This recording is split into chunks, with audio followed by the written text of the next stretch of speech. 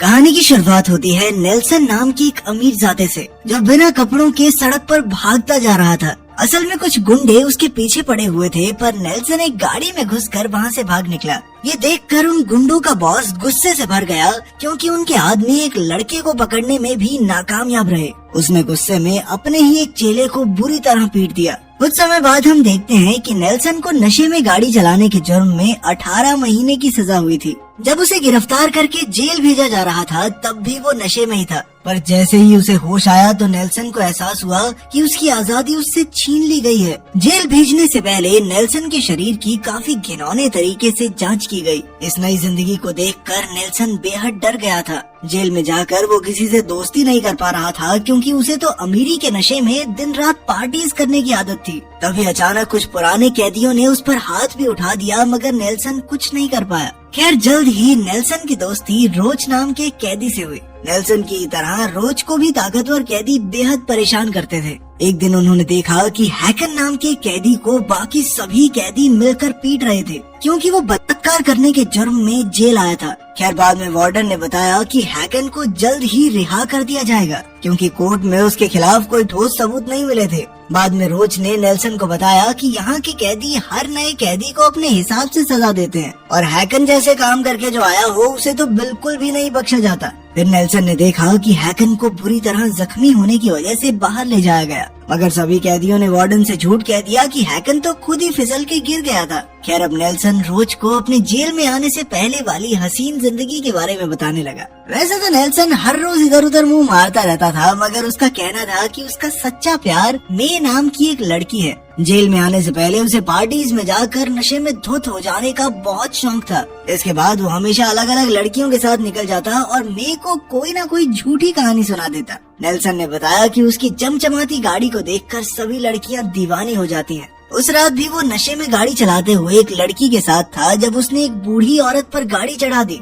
और तो और उस औरत की मदद करने के बजाय नेल्सन गाड़ी लेकर भाग निकला। जल्द ही पुलिस को इसकी खबर मिली तो उन्होंने मौका वारदात पर पहुंचकर नेल्सन को गिरफ्तार कर लिया। वो अब भी नशे में धुत था, इसीलिए उसकी मां को वहां बुलाया गया। उसकी मां को भी नेल्सन के किए जुर्म से ज्यादा उसकी तबीयत की चिंता हो रही थी। उनका परिवार बेहद अमीर था, इसलिए उसकी मां ने कैसे भी करके अपने बेटे को जल्द से जल्द रिहा करवाने का फैसला किया। खैर, 2 दिन बाद नेल्सन ने अपने वकील के कहने पर अपना गुनाह कबूल कर लिया और उसे 18 महीने जेल की सजा सुनाई गई। अब नेल्सन जेल में रहकर वहाँ के तौर तरीके सीख रहा था। हर रोज उन्हें एक ही समय पर खाना पीना और सोना पड़ता था। फिर उसे पता चला कि इस जेल में सिगरेट को पैसों की तरह इस्तेमाल किया जाता है। एक दिन जब नेल्सन कपड़े धोने जा रहा था तो अचानक उसकी तबीयत खराब हो गई और वो उल्टी करने लगा। तब अंकल डैड नाम के एक बूढ़े कैदी ने उसे 2 सिगरेट्स उधार दी, ताकि वो सिगरेट पिए और गार्ड्स उसे किसी और कमरे में भेज दें। नेल्सन ने उनका शुक्रिया अदा किया और कहा कि एक दिन वो भी अंकल डैड की मदद करके उनका ये एहसान चुका देगा।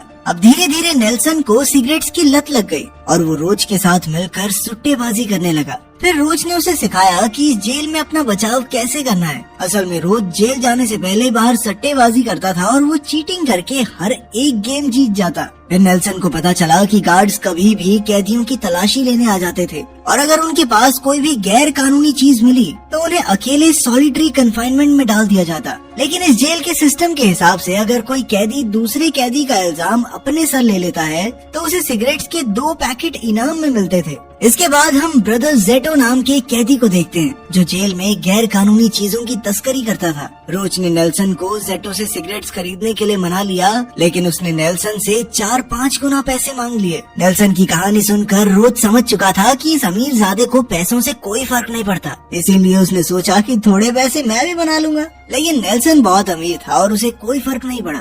इसके बाद नेल्सन ने अपनी माँ को एक खत लिखकर कहा कि वो उनका बहुत शुक्रगुजार है, क्योंकि वो उसे जेल से बाहर निकालने के लिए हर मुमकिन कोशिश कर रही हैं। फिर उसने अपनी माँ को रोज के अकाउंट में पैसे भेजने को कहा ताकि वो सिगरेट खरीद सके। इसके बाद उसने मे को भी एक खत लिखकर कहा कि इस मुश्किल वक्त में भी वो एक दूसरे के साथ रहेंगे और उनका प्यार कभी कम नहीं होगा। वहीं दूसरी ओर ब्रदर जेटो को रोज की घपलेबाजी के बारे में पता चल गया और उसके गुंडे रोज को पीटने लगे। लेकिन ऐन वक्त पर नेल्सन ने सारा इल्जाम अपने सर ले लिया, जबकि रोज ने उसे भी धोखा दिया था। नेल्सन ने जेटो को सिगरेट के 50 पैकेट खरीदने का ऑफर दिया और ये ऑफर सुनकर जेटो ने रोज को रिहा कर दिया। इसके बाद नेल्सन ने गुस्से में रोज को थप्पड़ मारे और जब रोज ने उससे माफी मांगी तो वो मान गया। इसके बाद नेल्सन की माँ उससे मिलने के लिए जेल में आई। उन्होंने कहा कि वो उसके लिए एक बहुत ही बेहतरीन लॉयर ढूंढ रही हैं जो उसे बरी करवाएगा। और नेल्सन ने कहा कि वो पहले ही अपना जुर्म कबूल कर चुका है। नेल्सन को असली चिंता तो अपनी गाड़ी की थी, क्योंकि जब तक वो बाहर आएगा तब तक उसकी गाड़ी पुरानी हो जाएगी।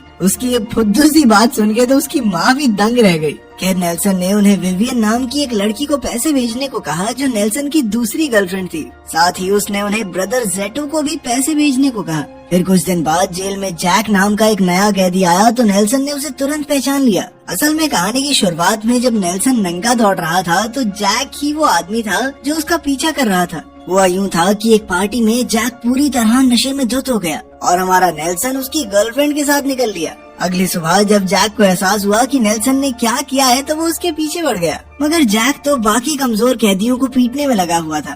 खैर जेल में आते ही उसके इस बुरे व्यवहार की वजह से जैक को अकेले कमरे में बंद कर दिया गया, जिसके बाद नेल्सन के मन को थोड़ी शांति मिली। जल्द ही नेल्सन भी जेल में मशहूर हो गया क्योंकि वो सबको सिगरेट देता था और इसी वजह से सब उसकी इज्जत करने लगे। अब वो अपनी पसंद का खाना खाता और बिना किसी चिंता के अकेला नहाता। और तो और उसने अपने काम करने के लिए कुछ कैदियों को अपना नौकर भी बना लिया था। कुछ दिन बाद जब जैक वापस आया तो उसने अपने हॉल के लीडर पर जानलेवा हमला करके उसके दांत तोड़ डाले। उस दिन के बाद से जैक खुद ही वहाँ का लीडर बन गया और उसके खिलाफ खड़े होने की हिम्मत भी किसी में नहीं थी। इधर नेल्सन बास्केटबॉल खेलने लगा था, जिसका वो काफी अच्छा खिलाड़ी भी था। एक दिन जैक और नेल्सन की टीम्स के बीच मुकाबला चल रहा था। नेल्सन को पूरा यकीन था कि इस बार तो जैक उसे पहचान ही लेगा, मगर नेल्सन का हेयर स्टाइल बदलने की वजह से जैक उसे पहचान नहीं पाया। खैर बाद में नेल्सन ने अपने दो नौकरों को मे और विवियन के लिए खत लिखने के लिए बुलाया, मगर उन्होंने खत में लड़कियों को एक दूसरे के बारे में बता दिया। उधर जैक से मिलने उसके अंकल आए और उन्होंने पता लगा लिया था कि जिस आदमी को जैक ढूंढ रहा है वो है कहाँ। आज क्योंकि नेल्सन का जन्मदिन था तो उसने सभी के लिए दावत रखी थी। अंकल, डैड और ब्रदर जेटा काफी खुश हुए, पर उधर जैक ने हंगामा शुरू कर दिया था। जल्द ही गार्ड्स ने जैक को पकड़कर अपने कमरे में भेज दिया।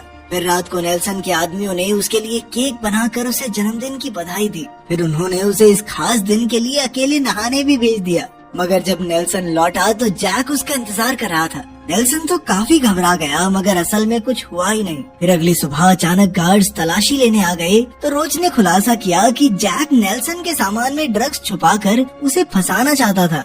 असल में रोज पर जैक की सिगरेट्स का उधार था, इसीलिए आज जैक ने उसे नेल्सन को फंसाने के लिए कहा, मगर अपने ही दोस्त को फंसाने के लिए रोज का दिल नहीं माना। आखिरकार जैक और रोज को सॉलिटरी कन्फाइनमेंट में बंद कर दिया गया और इधर नेल्सन को अपने दोस्त रोज की याद आ रही थी। जब रोज वापस आया तो उन दोनों ने अपने परिवार के बारे में बात की। रोज ने बताया कि उसकी एक छोटी सी बहन है। उन्होंने बहुत सी बातें की, जिसके बाद उनकी दोस्ती और भी गहरी हो गई। कुछ समय बाद जैक और नेल्सन ने अपनी लड़ाई सट्टे की एक गेम के जरिए खत्म करने की कोशिश की। नेल्सन ने कहा कि अगर जैक जीत गया तो उसे सिगरेट के 1000 पैकेट्स देगा, मगर जैक को सिगरेट में कोई इंटरेस्ट नहीं था। जैक ने कहा कि जो भी हारा उसे अपने छोटे पहलवान को छिदवाना होगा। आखिर में नेल्सन शर्त हार गया और उसे जबरदस्ती अपने छोटे पहलवान को छिदवाना पड़ा। इसके बाद जब नेल्सन की हालत बहुत खराब हो गई तो मे उससे मिलने आई। असल में उसके चेलों की गड़बड़ की वजह से मे को वो खत मिल गया था जो उसने विवियन के लिए लिखा था और वो नेल्सन की धोखेबाजी पर बहुत गुस्सा थी।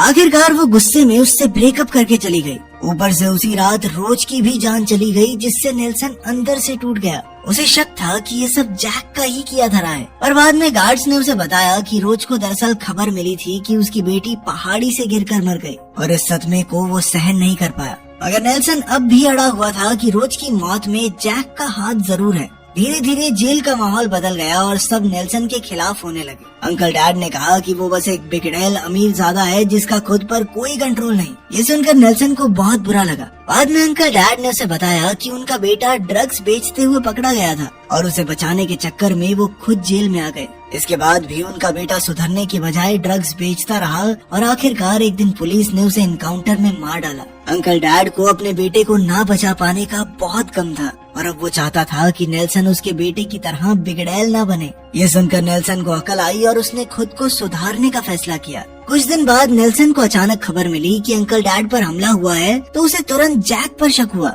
उसने जैक पर जोरदार हमला कर दिया, पर जैक के अपने ही ग्रुप में उसके दुश्मन छिपे हुए थे। अचानक जैक के ही एक आदमी ने उसे बेरहमी से मार डाला। इधर नेल्सन को लड़ाई करने के लिए उस अकेले कमरे में बंद कर दिया गया, पर उसे तो सिर्फ इस बात की खुशी थी कि जैक के मरने से अंकल डैड और रोज की मौत का बदला पूरा हुआ। आखिरकार जब नेल्सन जेल से रिहा हुआ तो उसने अपनी माँ से शिकायत की कि उन्होंने ही उसे इतना बिगाड़ रखा है। खैर अब नेल्सन ने बदलने का फैसला कर लिया था। उसने अपने दम पर मेहनत करके अपना नाम बनाया और इसके 3 साल बाद उसने मे से शादी भी कर ली। इसका तो घर बस गया। तुमने वीडियो देख ली, एंटरटेनमेंट हो गया, अब थोड़ी पढ़ाई कर लो। मिलते हैं अगली वीडियो में।